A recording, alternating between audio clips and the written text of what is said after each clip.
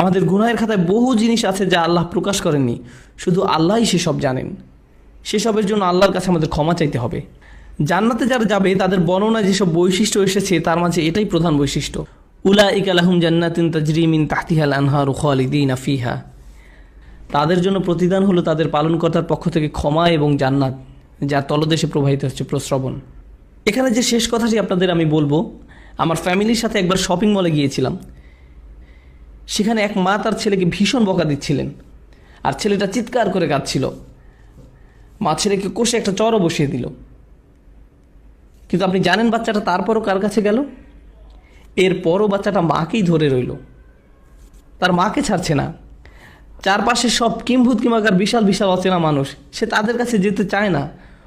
যদিও তার মা তার উপর রাগ হয়েছে, হতাশ হয়েছে, তাকে বকা দিচ্ছে, কিন্তু তার আশ্রয় সুরক্ষা সে কার কাছে পাবে?